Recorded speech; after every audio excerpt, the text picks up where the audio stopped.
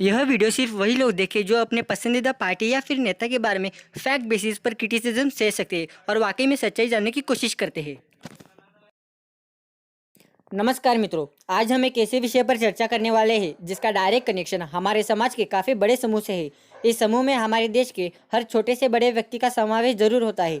आज हम ना सिर्फ देश में बढ़ रहे पेट्रोल और डीजल के दाम की चर्चा करेंगे, बल्कि आज हम यह भी जानने की कोशिश करेंगे कि क्या सिर्फ मोदी सरकार में पेट्रोल और डीजल के दाम बढ़े हैं या फिर मनमोहन सरकार में भी पेट्रोल और डीजल महंगा हुआ था।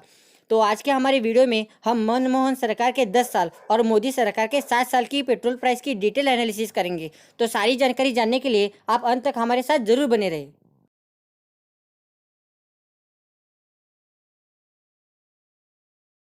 मित्रों, आपने काफ़ी सारे फिल्मों में देखा होगा कि कैसे कोई नेता इलेक्शंस आने के बाद काफ़ी काम करने लगता है और आम जनता को बड़े बड़े सपने दिखाकर उनके वोट्स पाने की कोशिश करता है, और जैसे ही रिजल्ट्स आते हैं वही नेता अपना असली रंग दिखाता है। लेकिन अंत में आम आदमी को मिलता क्या है? उसको मिलता है एक बड़ा सा ठेंगा। मित्रों, यह सब कुछ फिल्मों में इसलिए दर्शाया जाता है क्योंकि असल जिंदगी की कहानी कुछ इससे अलग नहीं होती। अभी हाल ही में तमिलनाडु, केरला, पुडुचेरी, आसाम और वेस्ट बंगाल में इलेक्शंस हुए।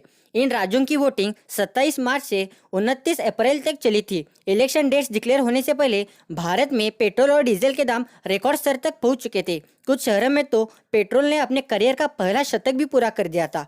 वैसे शतक तो पेट्रोल मार रहा था, लेकिन पसीने आम आदमी के छूट रहे थे। फिर इलेक्शंस के डेट्स डिक्लेयर हुए, जिससे सरकार ने पेट्रोल के दाम को थोड़ा ही सही लेकिन घटाया जरूर। लेकिन जब से उन सारे राज्यों के इलेक्शन रिजल्ट्स डिक्लेयर हुए हैं, तब से लेकर अब तक पेट्रोल और डीजल के दाम को 6 बार बढ़ाया गया है, जिसके कारण पेट्रोल ने बड़े ही चालाकी से अपने करियर का दूसरा शतक भी पूरा कर दिया। देश में पहले से ही कोरोना की दूसरी लहर ने तांडव मचाया हुआ है। उसमें बेरोजगारी, गरीबी, महंगाई और देश की गिरती इकोनॉमी ने लोगों का काफी बुरा हाल बना के रखा है। अब इसमें भी पेट्रोल और डीजल के बढ़ते दाम ने तो आम आदमी की कमर ही तोड़ रखी है। आखिर यह आम आदमी हम करें तो करें क्या, बोले तो बोले क्या। अभी हाल ही में पेट्रोलियम प्रोडक्ट्स को जीएसटी के अंदर लाने के लिए काफ़ी चर्चा हुई, जिससे पेट्रोल और डीजल के दाम में काफ़ी ज़्यादा कटौती हो सकती थी। लेकिन हमारी वित्त मंत्री निर्मला सीतारमण ने इस चर्चा को यह कहकर पूर्ण विराम दिया कि ऐसे कोई प्रपोजल पर सरकार विचार नहीं कर रही। पेट्रोल और डीजल की कीमतों को ऊपर नीचे कराने वाले दो फैक्टर्स है। पहला है क्रूड ऑयल की इंटरनेशनल मार्केट में कीमत, और दूसरा है केंद्र और राज्यों द्वारा लगाई जाने वाला टैक्स। अगर हाइपोथेटिकली यह माना जाए कि पेट्रोल और डीजल पर लगने वाला टैक्स को बिना किसी बदलाव के वैसे का वैसा ही रखा जाए, तो पेट्रोल और डीजल की कीमतों पर उसका सीधा असर क्रूड ऑयल की इंटरनेशनल कीमत कर सकती है। मतलब अगर मार्केट में क्रूड ऑयल की कीमत बढ़ी तो पेट्रोल और डीजल के दाम भी बढ़ेंगे, और अगर क्रूड ऑयल की कीमत कम हुई तो पेट्रोल और डीजल और भी ज़्यादा सस्ते हो जाएंगे। इसी कारण अगर हमें मोदी और मनमोहन सरकार की पेट्रोल प्राइस की तुलना करनी होगी तो इन दोनों फैक्टर्स को ध्यान में रखकर ही यह तुलना करनी होगी। 2004 में जब यूपीए सरकार पावर में आई थी, तब दिल्ली में पेट्रोल की कीमत सिर्फ 33 रुपये प्रति लीटर थी और क्रूड ऑयल की कीमत $25 प्रति बैरल थी। यहाँ पर एक बैरल में 159 लीटर क्रूड ऑयल होता है। 2014 में जब मोदी सरकार आई तब पेट्रोल की कीमत सिर्फ 71 रुपये प्रति लीटर थी और क्रूड ऑयल की कीमत $108 प्रति बैरल थी। हालांकि 2014 से ही क्रूड ऑयल की कीमत काफ़ी ज़्यादा गिरने लगी थी। 2016 में क्रूड ऑयल की कीमत सिर्फ $46 प्रति बैरल थी और आज तो 2021 में क्रूड ऑयल का दाम $60 प्रति बैरल से भी नीचे आ चुका है। वहीं दूसरी तरफ 2011 यानी मनमोहन सरकार में क्रूड ऑयल का दाम काफ़ी ज़्यादा बढ़ गया था। तब 2011 में क्रूड ऑयल का दाम $112 से भी ज़्यादा था, जिससे एक बात तो काफ़ी ज़्यादा क्लियर हो जाती है कि क्रूड ऑयल के दाम मनमोहन सिंह के वक्त काफ़ी ज़्यादा थे और मोदी सरकार में यह दाम सिर्फ गिरते ही रहे।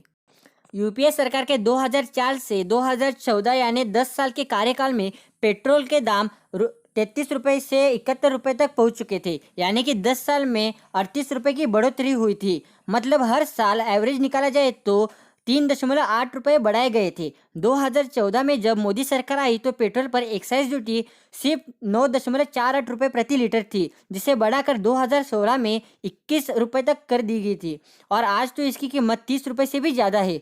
2014 से अब तक एक्साइज ड्यूटी को रिकॉर्ड 13 बार बढ़ाया गया है। इसको ऐसे देखें, जब मोदी सत्ता में आए तब पेट्रोल पर 34% और डीजल पर 22% टैक्स लगता था, लेकिन आज पेट्रोल पर 64% और डीजल पर 58% टैक्स लग रहा है। यानी कि अब हम पहले की तुलना में पेट्रोल पर 2 गुना और डीजल पर 2.5 गुना टैक्स दे रहे हैं। पेट्रोल की बढ़ती कीमतों का कारण केंद्र ही नहीं बल्कि राज्य सरकार भी है। हर राज्य में पेट्रोल और डीजल के अलग अलग दाम हैं, क्योंकि हर राज्य अपने अपने हिसाब से टैक्स लगाता है। राज्यों द्वारा लगाए जाने वाले टैक्स को वैल्यू एडेड टैक्स यानी कि वैट कहते हैं। भारत में सबसे ज्यादा वैट लगाने वाला राज्य राजस्थान है। मोदी सत्ता में आने के बाद जब क्रूड ऑयल की कीमत घट रही थी, तब कांग्रेस ने इसे मोदी का नसीब बताया था। प्रधानमंत्री मोदी भी कहते थे कि मेरे नसीब से अगर जनता का भला हो रहा है तो उसमें दिक्कत क्या है। कच्चे तेल की कीमतों पर मोदी का नसीब तो अच्छा है, लेकिन जनता का नहीं, क्योंकि कीमतें कम होने के बाद भी पेट्रोल डीजल का दाम कम नहीं हुआ, उल्टा हम पर टैक्स का बोझ बढ़ता गया। पेट्रोल और डीजल के बढ़ते दाम से सरकार के बाद अगर किसी को ज़्यादा फायदा हुआ है तो वह है पेट्रोलियम कंपनियां। 2019 से 2020 यानी कि सिर्फ एक साल में हिंदुस्तान पेट्रोलियम जैसे कंपनी का मुनाफा 215% बढ़ गया था। भारत पेट्रोलियम का 120% और इंडियन ऑयल का मुनाफा भी 110% तक बढ़ गया था।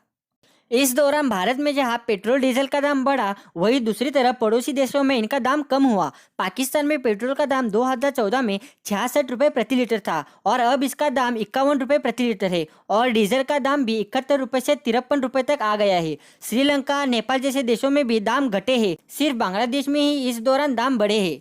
इन सारी जानकारियों से हमें 3 महत्वपूर्ण मुद्दे समझ आते हैं। पहला, जब यूपीए सरकार 2004 में आई तब क्रूड ऑयल की कीमत काफ़ी कम थी और पेट्रोल भी काफ़ी ज़्यादा सस्ता था। तब पेट्रोल की कीमत 35 रुपये प्रति लीटर तक थी। दूसरा, जब 2011 में क्रूड ऑयल की कीमत लगभग $112 प्रति बैरल तक पहुंच चुकी थी, तब पेट्रोल 65 रुपये में मिल रहा था।